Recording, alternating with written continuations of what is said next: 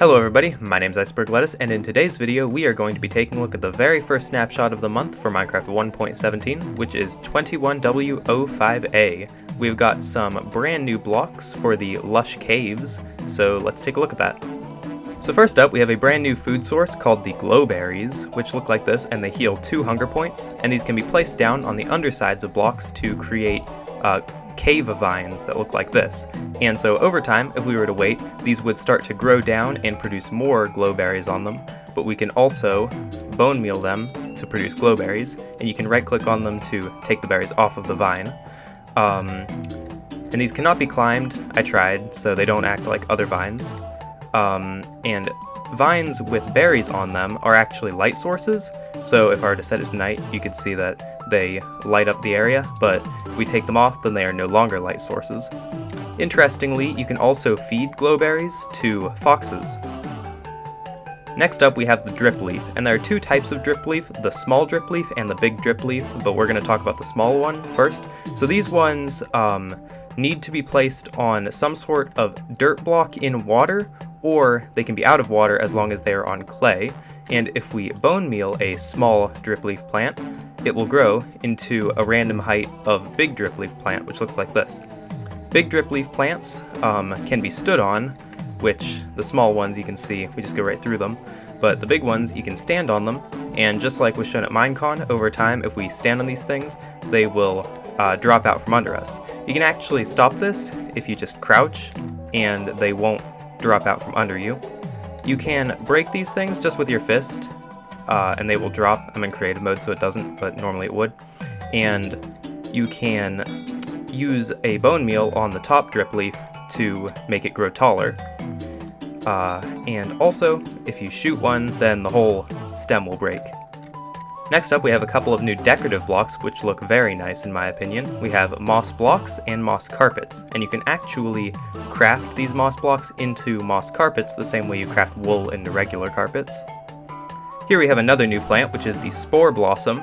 It is a flower that can only be placed on the bottom sides of blocks, and it produces particles that fall to the ground. There's not much else about this that it does, but it does look pretty neat. Then lastly, for new plants, we have 2 types of azalea bushes and 2 types of azalea leaves, both of which have a flowered and not flowered version. And obviously all of this stuff doesn't actually generate in the world quite yet, but once they actually start adding in the cave biomes, we will be able to see this stuff generated in the normal world and how it'll work.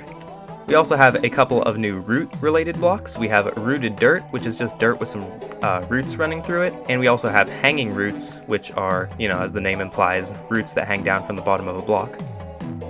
Next up, we got some changes to copper and copper blocks. So first of all the different types of copper can now be crafted using a stone cutter. In addition, all of the different oxidation stages of copper have had their names changed, so they are now just called copper, exposed copper, weathered copper, and oxidized copper. Previously these things had like huge names, so it's nice to see that they toned that down a little bit. Also, copper aging is now determined by random ticks, so if you turn up your random tick speed, you will be able to get the different stages of copper more quickly.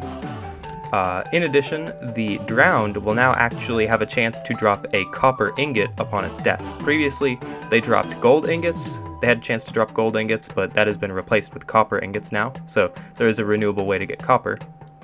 Next up, we got some changes to the Shulk sensor, which include a multitude of new sounds that they can now hear, which include minecarts moving, bells ringing, TNT being ignited, cake being eaten, and shulker boxes being opened and closed.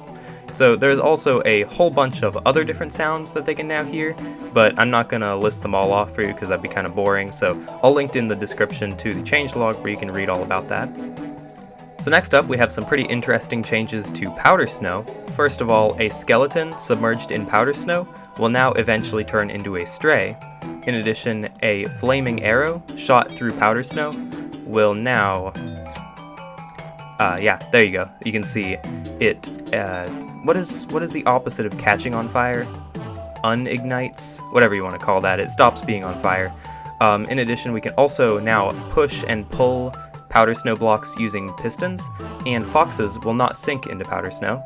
So that is everything there is to talk about in this snapshot. I hope you all enjoyed watching, and see you next time everybody. Bye!